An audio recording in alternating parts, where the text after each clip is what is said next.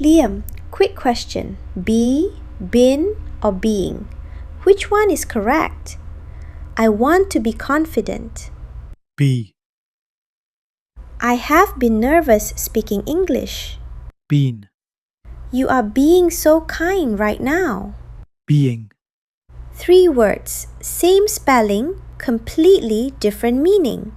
And if you just got confused, stay right here because today we are going to fix that forever. No grammar charts, no textbook rules, just real English right now. Floating topic bubbles. Grammar, fluency, speaking, listening. Welcome back to Speak English with Learn. I am Sophie. And I am Liam, and we are so happy you are here with us today. Really happy because today's topic, honestly, is one of the most requested topics we have ever received.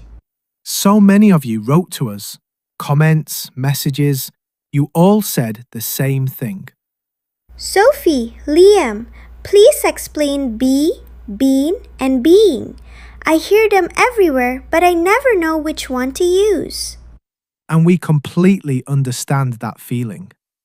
We do, because when you first see these 3 words, they look almost identical. Be, been, being. They are all connected to the same verb, but they live in very different places in English. Different moments, different feelings, different purposes. And that is exactly what today is about. Not grammar, not stress, just feelings and real situations. So wherever you are right now, in your car, at home, on your commute, just relax. Take a breath. You are in the right place. And by the end of this conversation, be, been, and being are going to feel like old friends. Not strangers, not enemies. Friends. Exactly. Friendly little words. But before we start, Liam, let me ask you something personal. Oh, personal. Okay, go ahead. When you were first learning something difficult, anything, not just English, did you ever feel like giving up? Oh, absolutely. Many times. I remember thinking, why is this so hard? Everyone else seems to understand it. Why do I not get it? And I felt exactly the same. And I think a lot of our listeners feel that way about English. 100%. People say, I understand English when I listen, but the moment I open my mouth, my brain just freezes. Yes, and so many times the reason is these 3 small words. Be, been, being. They cause so much confusion. And the confusion does not come from not being smart enough. It comes from never seeing these words explained in a human way. A real way, with real situations. So that is what we are going to do today. And one more thing before we dive in. If you are listening right now and thinking, I am not good at English, I want you to stop that thought immediately. Seriously, stop it. You are not bad at English. You are learning English. And learning takes time. It takes patience. And it takes conversations like this one. So let us begin. Gently, no rushing. Okay, 3 words. Be, been, being. Let us start with the simplest one. Which one? Be, just 2 letters. B-E. Be. It looks so small. It is small, but it is everywhere in English. And here is the thing. Be is not really about time. What do you mean by that? Most English words are connected to time. Past, present, future. But be is different. Be is more about ideas, wishes, goals, advice. Oh, interesting. Give me an example. Okay, imagine you are starting a new job next Monday. You are nervous. You call your best friend, and your friend says, Just be yourself. You will do great. Exactly. Be yourself. That is not about the past. That is not about right now in this moment. It is about how you should act. It is advice. So be is often connected to advice or instructions. Yes, think about all the small pieces of advice we give each other every day. Be careful, be kind, be patient, be on time. These are so common. They are everywhere. And notice, none of them are complicated. They are simple, clear, direct ideas. So be is like an open invitation. It is not locked into any specific time. I love that. An open invitation. Yes, be is open. It says, here is a possibility. Here is a goal. Here is a way of acting. And be also appears in dreams, right? Absolutely. This is where be gets emotional. Think about sentences like, I want to be confident. I want to be fluent in English. I want to be the kind of person who never stops learning. These sentences feel hopeful. They do, because be is about becoming. It connects who you are right now to who you want to be. And that is actually very powerful for English learners because language learning is a journey of becoming. Exactly. When you say, I want to be better at speaking, that sentence already carries so much hope in it. I like that. Be is hope. Be is hope. Write that down, listeners. Okay, so be is hope, goals, advice, and open ideas. What comes next? Now we move to been. And this is the one that makes people nervous. Yes, I hear it from learners all the time. They say, Liam, I understand be, but been? When do I use been? So let us calm everyone down immediately. Been is not scary. Been is just about experience. Experience. Think of been like a story that started somewhere in the past and is still connected to right now. Oh, like a bridge between the past and present.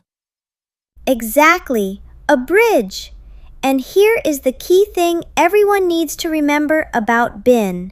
It never travels alone. What do you mean? Been always needs a partner, have or has. You never say just been on its own. You say, I have been, she has been, they have been. So been is not independent. Not at all. Been is social. It needs company. I love that. Been is social. Let me give you a real example. Imagine it is Friday afternoon. You have had an incredibly long week. Your colleague asks you, how are you doing? And you say, I have been so busy this week. yes, I have been so busy. Now think about that sentence. You are not saying, I am busy right now in this exact second. You are not saying, I was busy on one specific day. You are saying, this whole week, from Monday until now, this has been my experience. It covers a period of time. A period of time that connects the past to this moment. And that is been. It tells a story with duration. What about using been to talk about places? Great point. This is incredibly common. I have been to New York. I have been to London. I have been to that coffee shop on Fifth Avenue. These sentences are so natural in everyday conversation. They are. And notice, you are not saying when you went.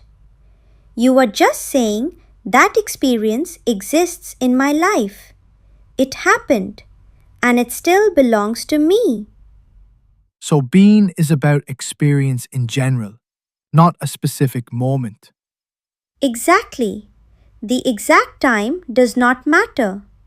What matters is the experience itself.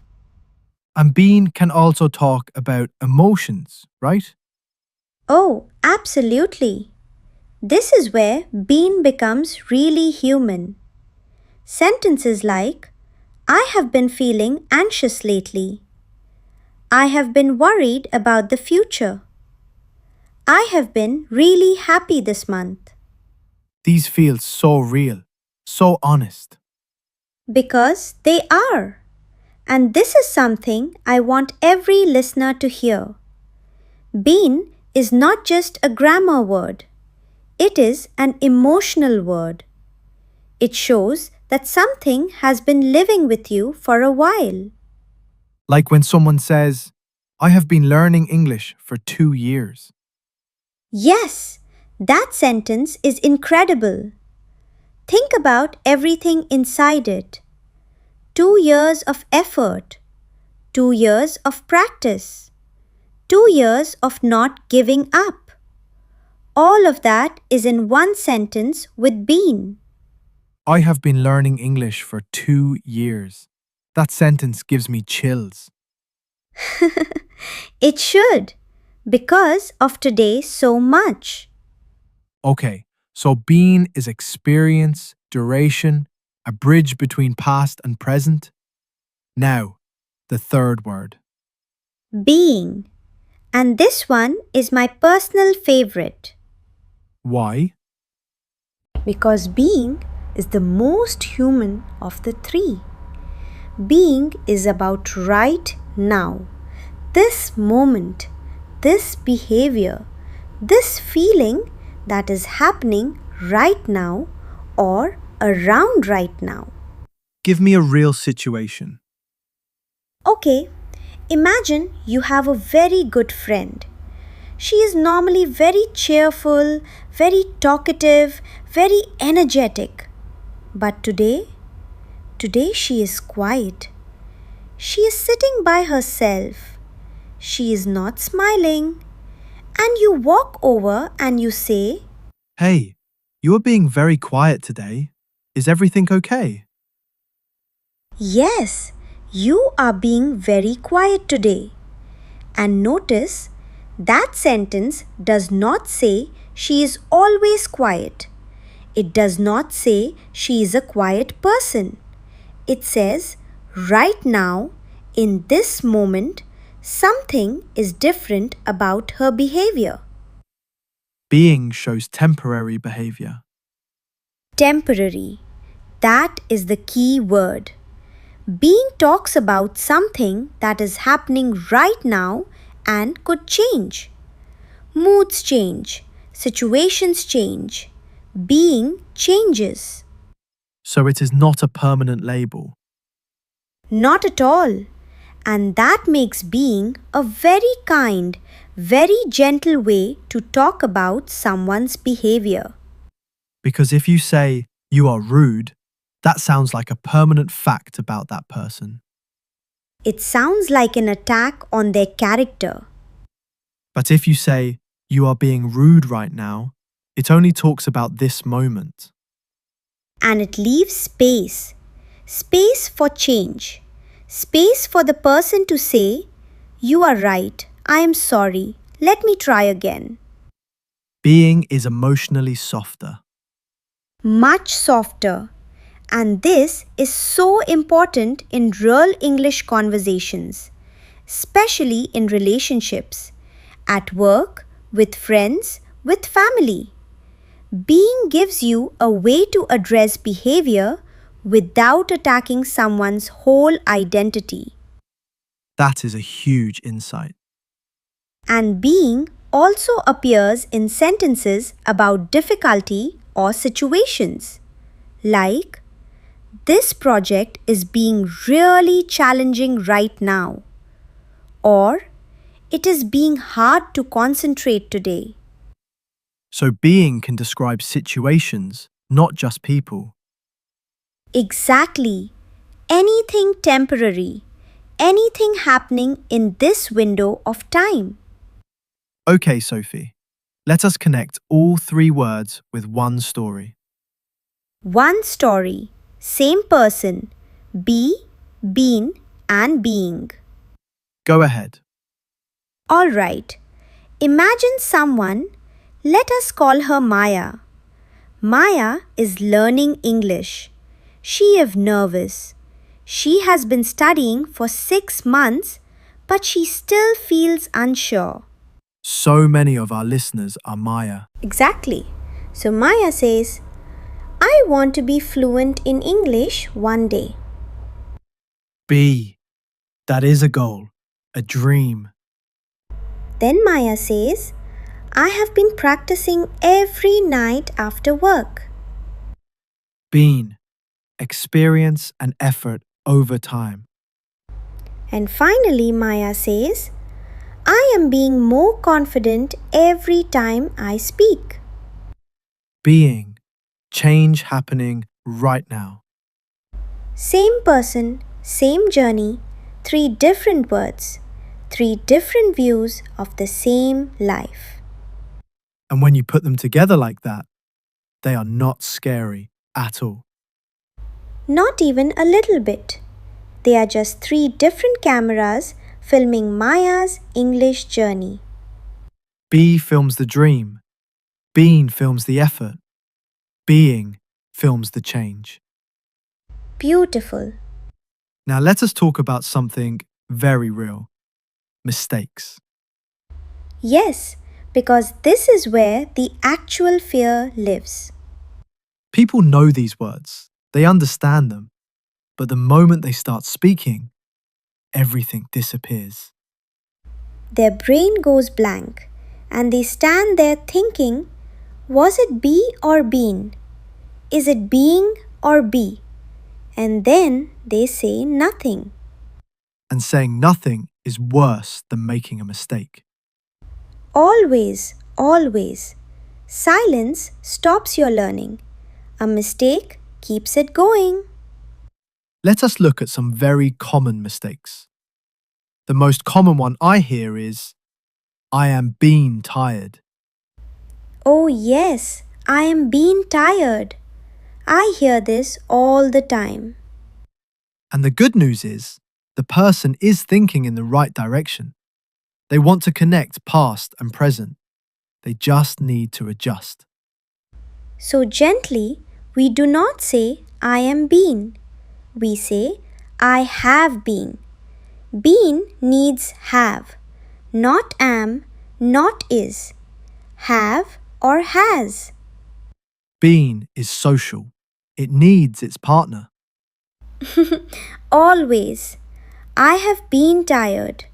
I have been busy. She has been really helpful.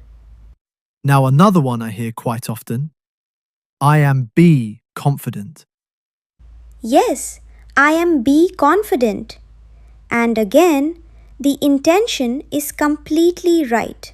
The person wants to express something about confidence. They just need to choose one or the other. Either I want to be confident or I am being confident right now.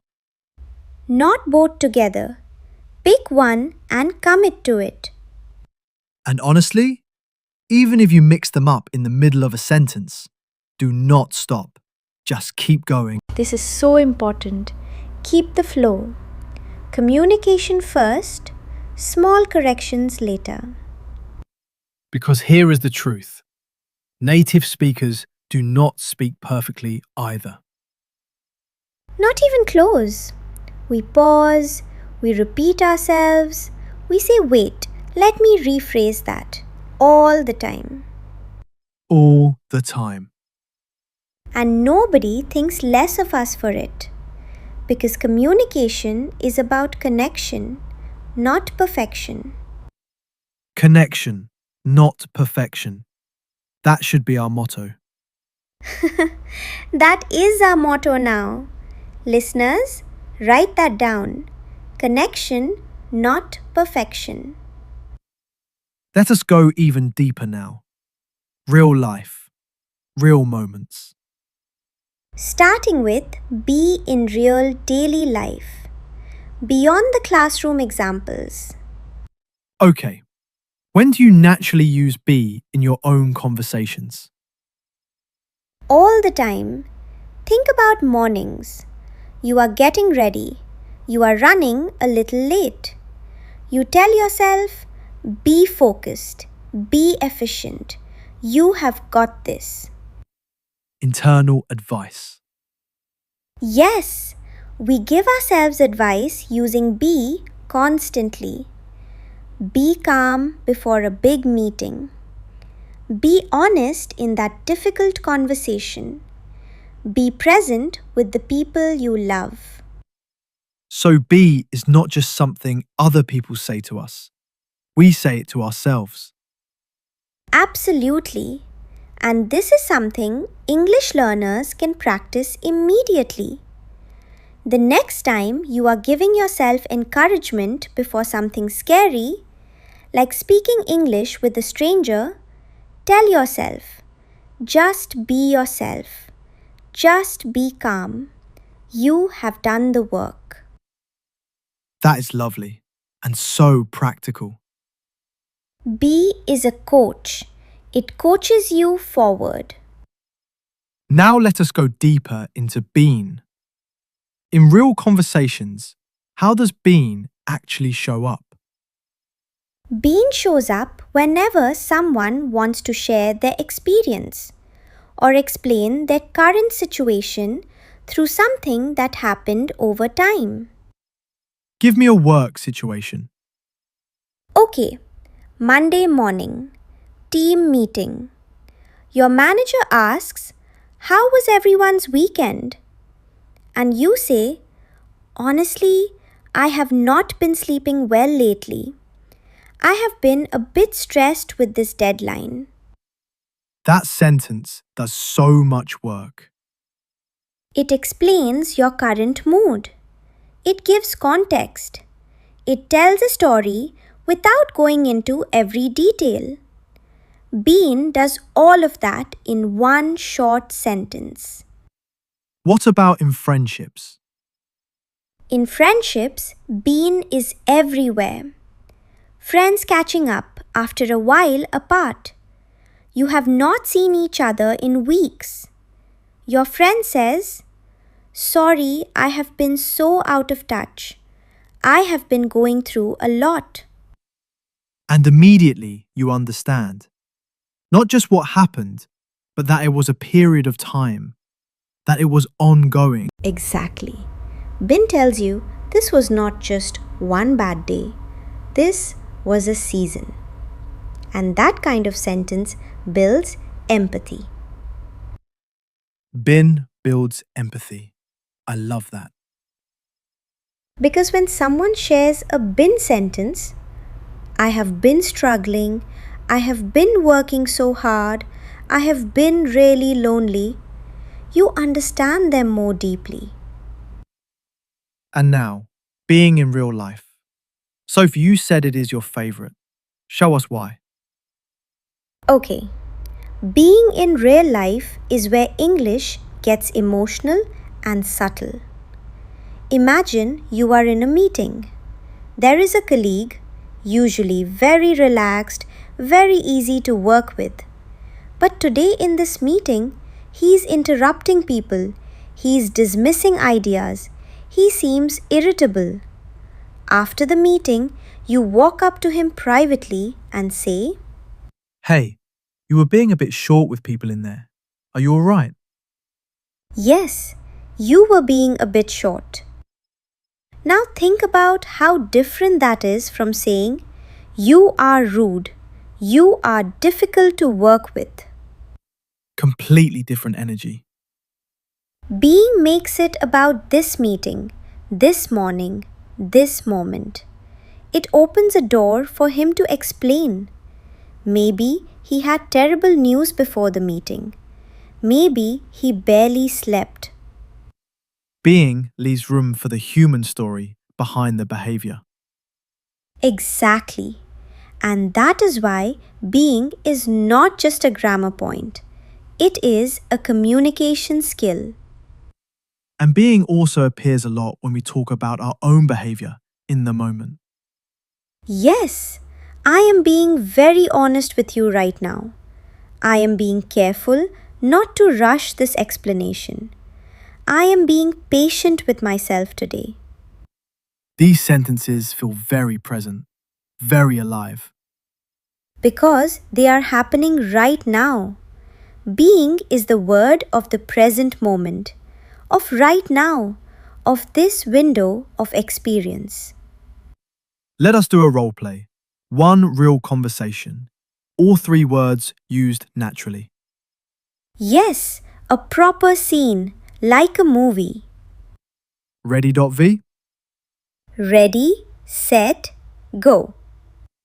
Hey Sophie, you seem a bit off today. Everything okay? Honestly, I have been really overwhelmed this week. Work has just been a lot. I get that. I've been there myself. Do you want to talk about it? Maybe. I think I just need to be more organized. I always say that, but then I just let things pile up. You are being too hard on yourself, you know. Am I? Absolutely. You have been working non-stop. Anyone would feel like this. You need a break. You are right.